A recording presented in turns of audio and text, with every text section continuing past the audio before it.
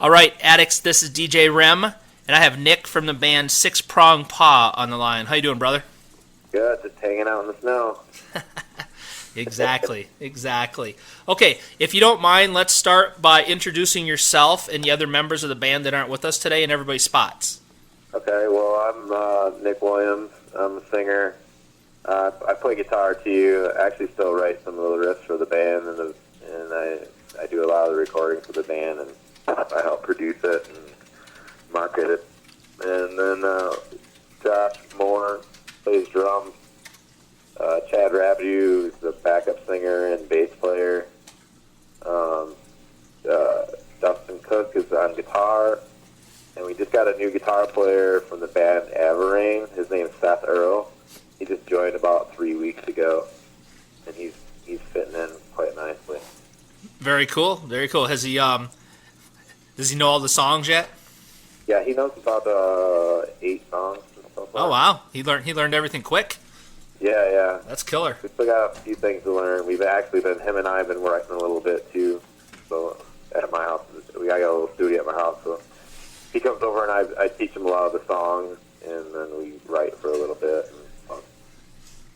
Okay, very cool. I have to tell you, you just posted a video recently, and the thing that caught my eye is in that video you have hair. I'm like, how'd that happen?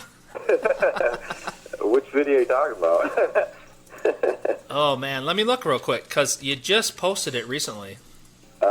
It was one where you did a little like at a radio station or something. Oh yeah, that has actually been up for a little while. I think I repost videos every now and then when I get bored on Facebook or on our website. Right. But yeah, I always change my hair. I get sick of it. That's cool. Okay, so we've mentioned the guys. So how long has Prong Paw been together as a band? Since 1998. Wow, so you guys have been around a while. Yeah, we been together since we were little kids, kind of. Not everybody. I mean, like me and Chad and Dustin, we played in the band for a long time, and then Chad left for a little while, came back, and Dustin did the same thing, and our original drummer quit after like 4 years or something, and then Josh came in, but I had played in a band with Josh before, so did Chad, and we're all from the same high school in the same little town, and we've all pretty much whored off each other, and now it's pretty much we're set, and playing with this band, and that's fun. We're having fun. Okay, very good. And what's going on with the band right now? What do you guys have lined up for live shows and stuff coming? And February 23rd, we'll be playing at Planet Rock with Dory Drive. February 28th, we'll be at the Wayland Hotel with the Potato Babies and a band called Three Phase from Detroit. And then March 15th is Cheers in South Bend, Indiana. Then March 21st, we'll be playing at the Wayland Hotel again. And we'll probably be getting some more out-of-town bands for that. It's a good way to swap shows with some of the bands that aren't from our area, Right. This area. And then there's some other ones, but I can't remember them all. No, that's all good. You guys have a good busy schedule coming up, though. That's cool. Yeah, it's good to play out. We're starting to play. We play a lot more out-of-town shows now than we do in town because we played so much around our area, Right. We got to get away from this area. Right. Well, that's how you get your name known too. So definitely. Yeah. Definitely. So okay. So you have this current album out. How long has it been out for? It's been out for a year now. Okay. And have you started writing for like the next thing? Oh yeah, we were always writing. We actually had I had 2 songs that were going to go on this one, but we just opted out of it because it was so long. We had, this new one's that got 14 songs on it, and I was like, 16's a little much, Right. Let's just save these two other ones for something else. But yeah, we're always writing. Like I said, Seth came over, and I was showing him some of our songs and stuff, and we actually just kind of got into the groove of writing. And he came over, I was going to show him songs, and he started playing something. I was like, hold on, dude, let me hit record. And then he had another one, and I was like, well, I got this riff. And then we just kept going for like an hour, and we were like, shit, we're getting off task here. But that's fun. Cool about music, I guess. But yeah, we're always writing.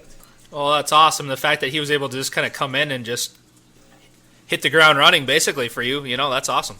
Yeah, I mean, he's pretty into writing like the rest of us, and wants to, everybody wants to do their own stuff, It's hard it sucks when, people come into a band that's kind of already established, and they got to learn all these other songs that everybody's got their own thing they want to add to it, so right. It's good to let him start getting at that, as soon as he can. So how often do you guys all get together and practice right now? It's usually about 2 or 3 times a week. On Sundays, we always make sure to practice on Sundays. Steph's been coming over to my house like a couple days a week, and then we'll usually use the practice on Friday night or Saturday night, and it all depends because we usually have shows on the weekends too. So right.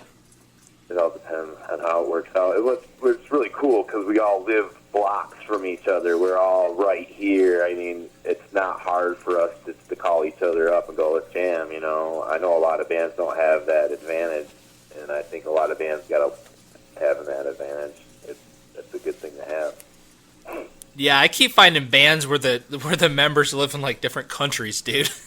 Yeah. So a few blocks from each other is awesome. Yeah, we've actually we've had guitar players or other members from other cities, and it just don't work. I don't know why it just don't work. Yeah, well, and with this way, you're not always constantly sending things through through email and all that crap. Yeah. I mean, for some bands that works great, but. Yeah. So, question, I guess, specifically for you. What got you into music? What kind of influences did you have growing up, and do you have still that keep you wanting to do something like this? Well, I guess when you ask me what first got me into music was really my dad. He wasn't really much of a musician, but when I was about 7 or 8, he took out this old guitar that he had and plugged it into his stereo and cranked it up, and I thought it was the coolest thing ever.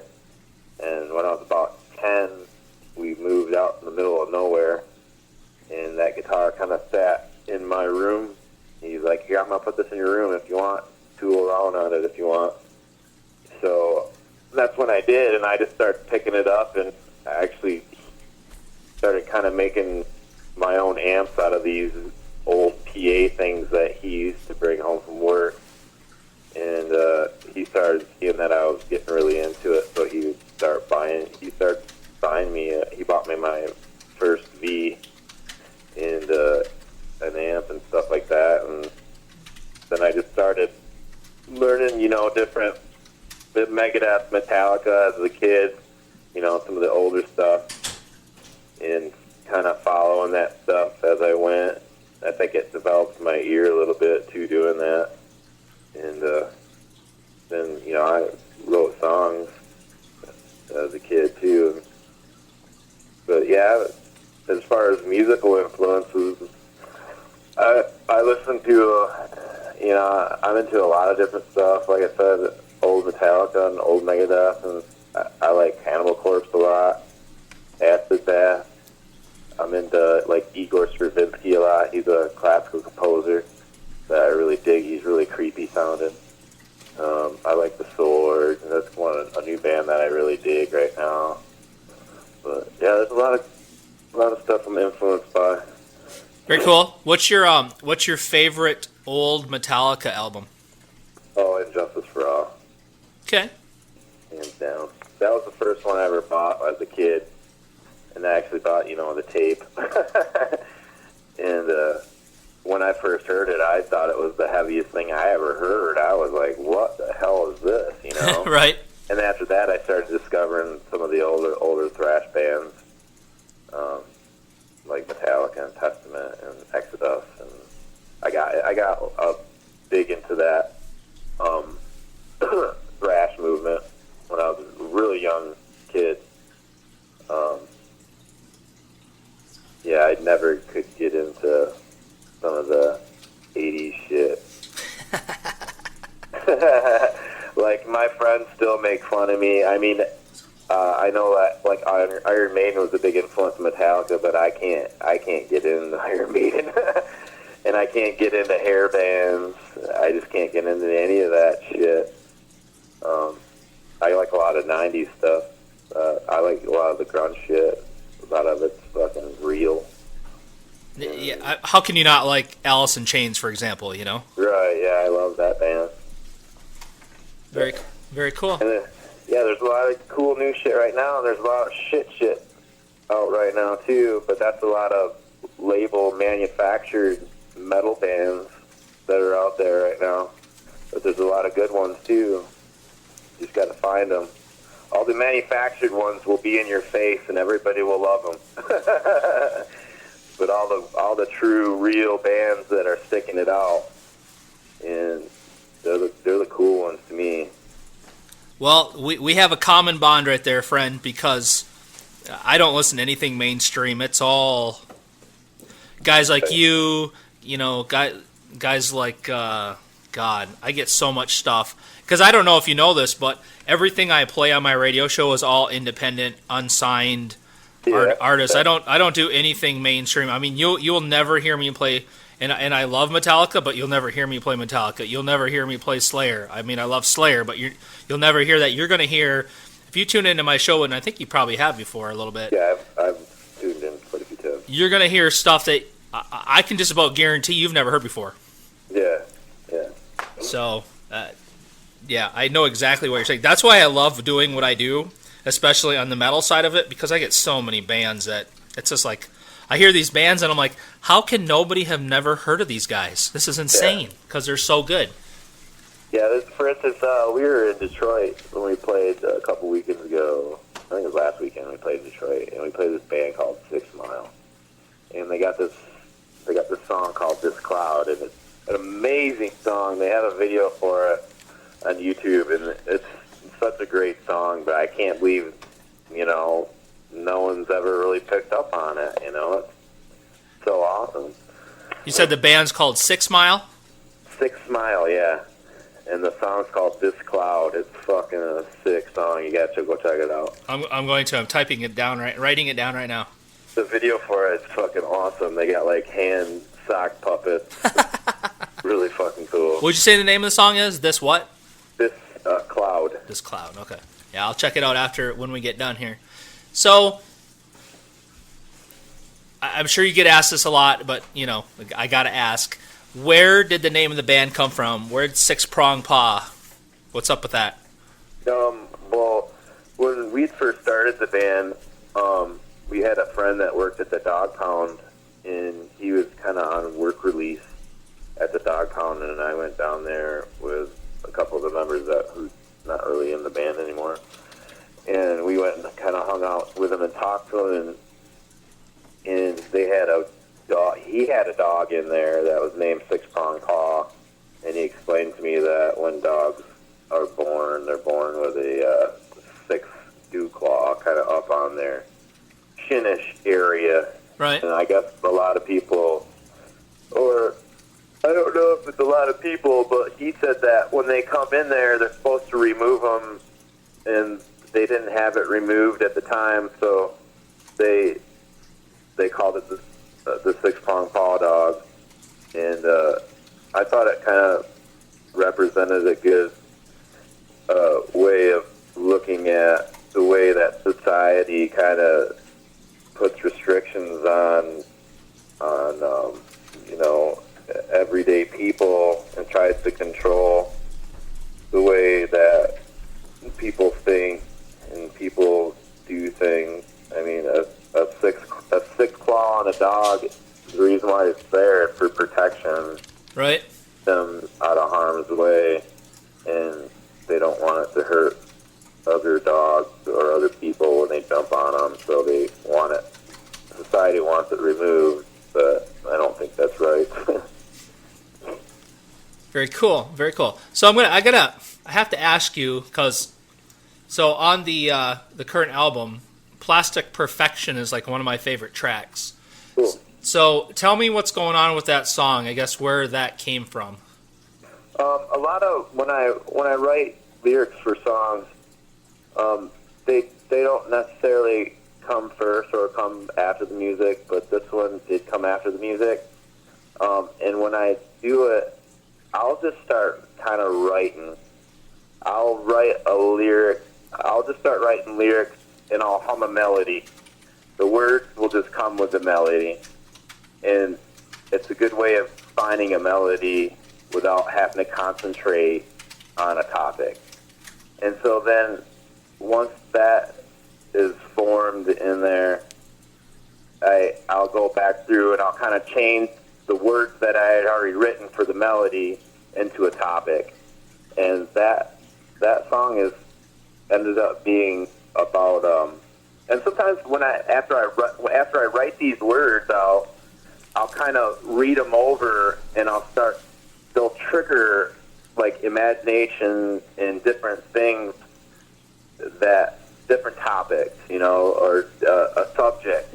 These words that I'll just write out at random for the melody will trigger a subject, and as I started reading, like for Plastic, I started reading the words. I'm like, hey, this kind of sounds like I'm talking about plastic surgery. Somebody that gets too much plastic surgery, Right. And so it ended up being about a person that gets too much plastic surgery, ends up kind of getting ostracized by their family because this person doesn't feel like it's getting noticed in the way that person wanted it to get noticed. It's basically just about, and I'm going probably on and on about a simple answer here, but it's just basically about somebody that gets excessive plastic surgery and doesn't really need it. Okay, cool. I have no problem with you going on and on, man. I love to hear the thought process behind the song. I mean, it's very cool to me. So, and we're probably going to be shooting a video for that song too here pretty soon. I think somebody three videos that we've had. Actually, we had a good friend of ours offer us to invest in some videos, and I think he was wanting to do one more with us, and that was going to be the song. And I got a good plot for it, a good idea for it. Cool. I definitely look forward to seeing it. Yeah, it'll be fun. Very cool. Okay, so where can people find out more about Six Prong Paw? What social networking and websites do you guys use? I would suggest if anybody really wants to find out about the band, they need to go to our official website, sixprong.com, or you can go sixprongpaw.com, sixprong.com. It'll take you to the same spot. Just got the most information about the band. I update it personally a couple times a month with different information. Because Facebook, I mean, if you join our Facebook, you're not always going to see our posts, and that's just the way Facebook works now. Right. But you'll be able to get any kind of information, up-to-date information on shows, CDs, and things like that off our website. And right now, if you go to our website, you can sign up for our mailing list, and you can get 3 free MP3 songs sent to you for signing up for our mailing list. And I can attest that works because I did that like a week and a half ago. And not only do you get an email with 3 songs, you kind of keep getting reminded, hey, thanks for joining. So yeah, it's gonna be. We'll be doing a lot of things with the email mailing list too in the future as more and more people start signing up, and it's going to be a good way to remind people about shows too. Because like I said, Facebook doesn't always work. We still do hand out flyers, and so that doesn't always work either. But Right. yeah, there's a lot of good information there on the website, and of course we do have the Facebook page, and we have the Twitter page, and the MySpace page, and all that other. Okay. How about as far as actually buying the album or any merchandise? Where should I go for that? Well, if you want to buy a physical CD, I suggest the best way to do it is come to one of our shows and buy it from us. But Definitely. you can go to our sixprongpaw.com, and you can buy any one of our albums from sixprongpaw.com in digital form. Or you can go to iTunes, or you can go to Rhapsody, eMusic. If you put Six Prong Paw in the search engine, you can find a half a dozen or so places to buy the music. Okay. Very good. So, what are the goals for the future for Six Prong Paw? Where do you guys hope to be in a couple of years? Just doing what we're doing now, really. I mean, that's all you can do.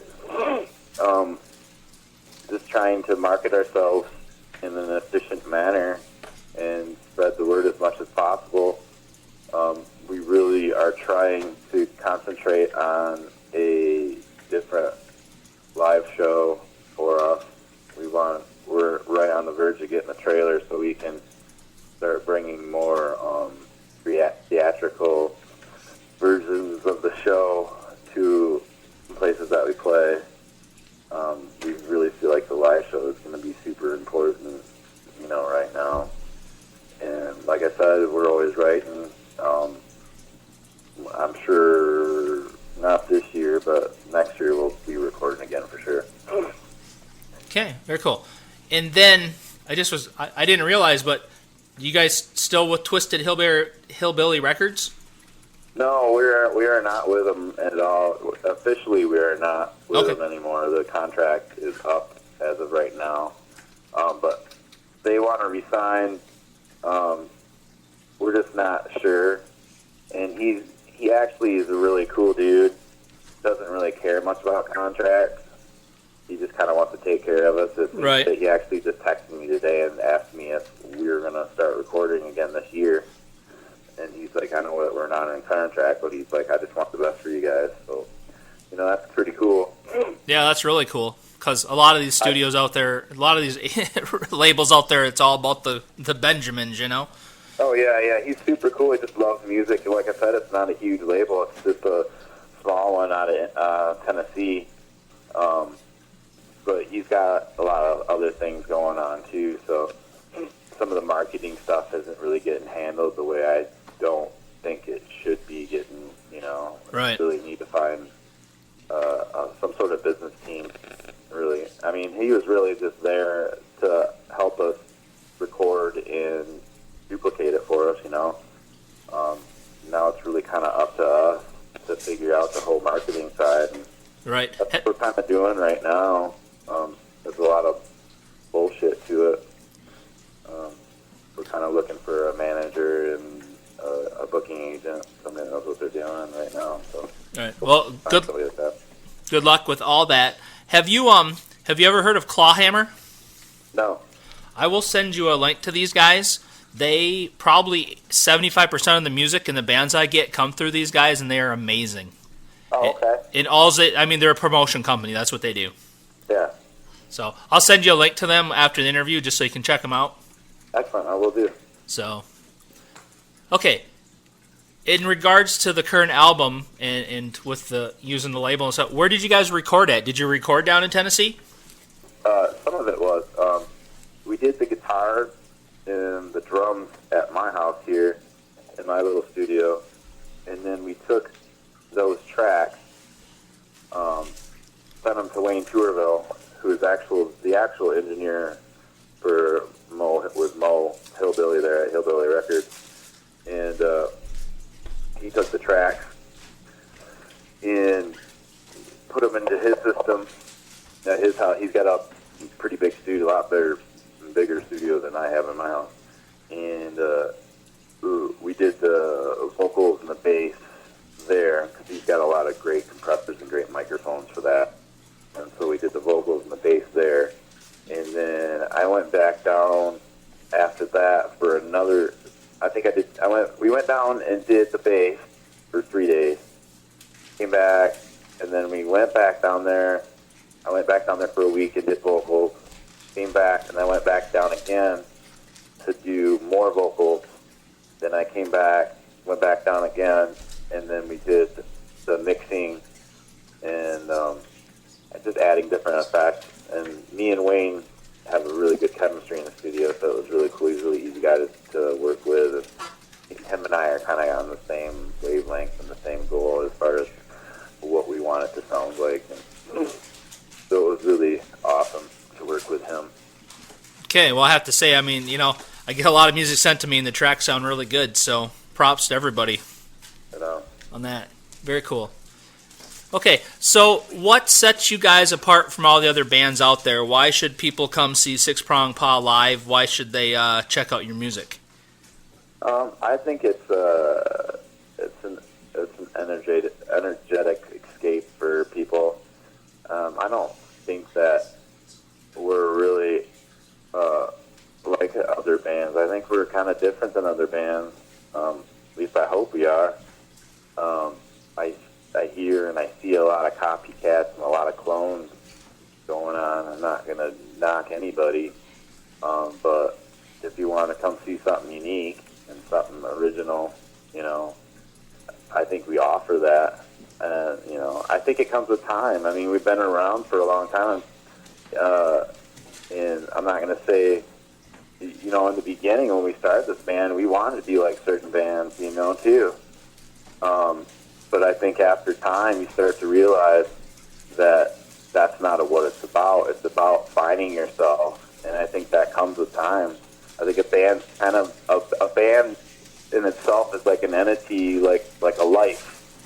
And as that band grows up and starts to realize the music, what's going on in the music industry, and what actually is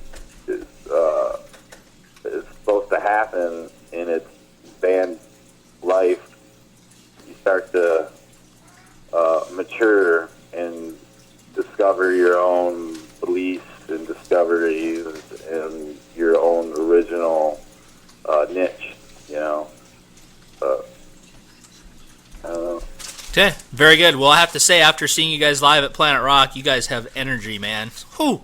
Man. Yeah, that's awesome. It's the Seth Earl, man. We got a new guitar player, and that guy is just out of control. He fits right in. I'm fucking so glad to have him. Very cool. I know I can't wait to see you guys live again, so definitely worth it. And your hair is amazing. Thanks. And I say that in a completely non-gay kind of way. I know, because usually I get that compliment from girls, man.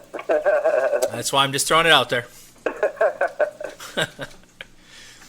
Okay, what's the craziest thing that's ever happened to you at a live show you've done? Craziest thing that's ever happened. I wouldn't say that there's been really too many crazy things that have happened. There's just been really crazy situations.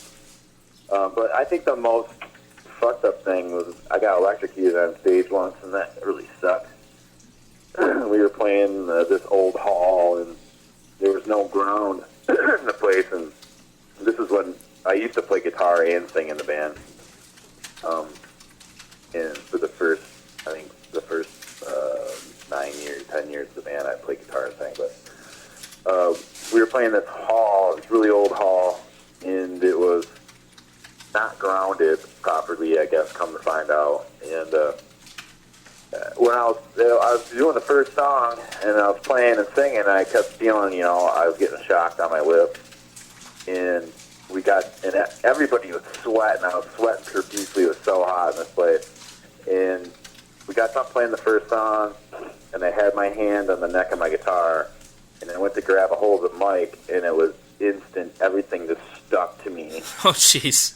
And it was all of a sudden like my arms were curling into my chest, and it just drove me to the ground, and I'm like I didn't think I was being electrocuted at first. I thought like I was like having a heart attack or a stroke or something was going on, and I'm like looking around, and then I did realize I was being electrocuted, and I'm like looking around going, why isn't anybody helping me?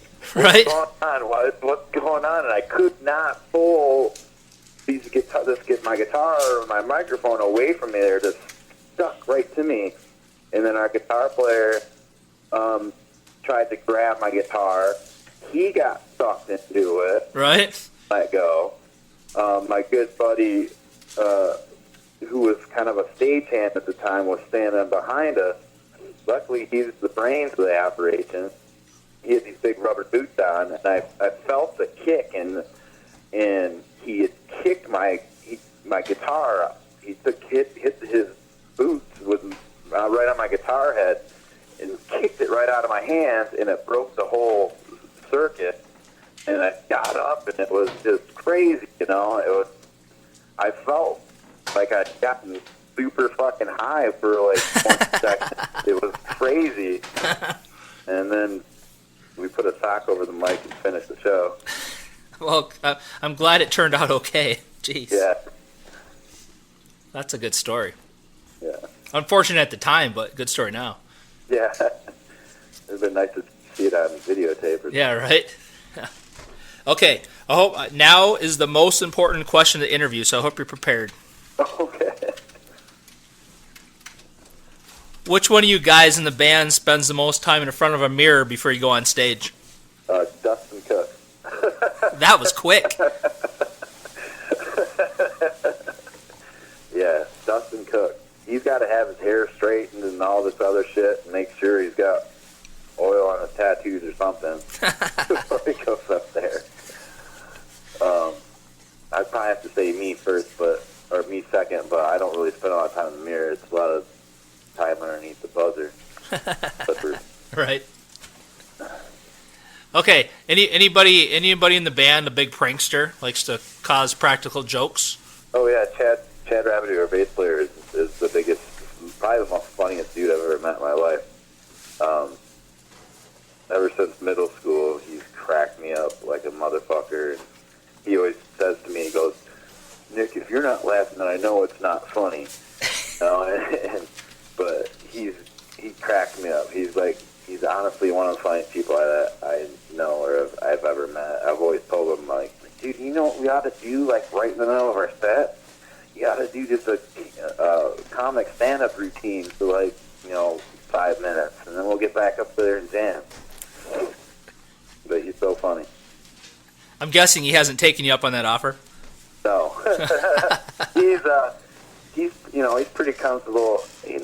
We're all comfortable on stage together.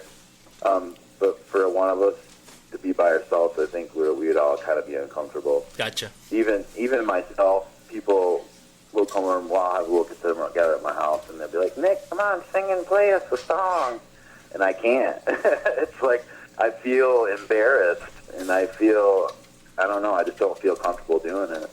Like, if you want to hear me sing, then come to the show. That's funny. So nobody's allowed to come watch a practice, or what?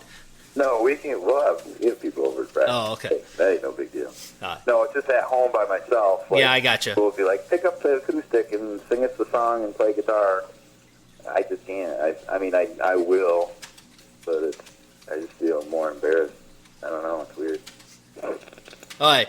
Anything else you would like to tell everyone that's going to hear this about Six Prong Paw? Anything I haven't asked you want to make sure people know? Yeah, I want to make sure everybody gets to the show on February 28th at Planet Rock, and February 23rd at Planet Rock, and February 28th at the Wayland Hotel. Just one more time. I know I've already said that, but I want them to know that again. No worries, man. Keep saying it. Right. I know I've got nothing. I think you covered everything. Okay. That's some pretty good questions. Very good. Okay, the last thing I would like to do before I let you go is get a couple radio liners from you. Okay, cool. So the first one, you can say this is Nick from Six Prong Paw, and you're listening to rockaddictradio.com. Okay. Hey, everybody, this is Nick Williams from Six Prong Paw, and you're rockaddictradio.com. Okay, perfect. Second one, same thing, but you're listening to Smash Radio. Hi, everyone. This is Nick Williams from Prong Paw, and you listen to Smash Radio. Are we in slow motion now, or what? Okay, the third one, just for that I'm going to keep you going here. The third one is same thing again, but you're listening to MetalDevastationRadio.com. Okay. All right. Hi, everybody. This is Nick Williams from Prong Paw, and you listen to Metal Devastation Radio. Keep it metal. Perfect. And then the last one, I know I said a couple, now we're on to number 4. This is the last one, I swear, is just say, this is Nick Williams from Prong Paw, and you're listening to DJ REM. Okay. Hey, everybody. This is Nick Williams from Prong Paw, and you're listening to DJ REM. Okay, very cool, man. Thanks again for taking the time to chat with me. I appreciate it. All right. I appreciate it, too, man. I really do. Please make sure you tell everybody in the band I said what's up, and look forward to seeing you at the next show I make it to. And there's something else I was gonna tell you. Oh yeah, don't forget to send me a picture of my banner. Okay, I will. I don't live that far from Hastings. Just remember that. All right. All right, take care, man. All right, see you. Thanks a lot. Bye.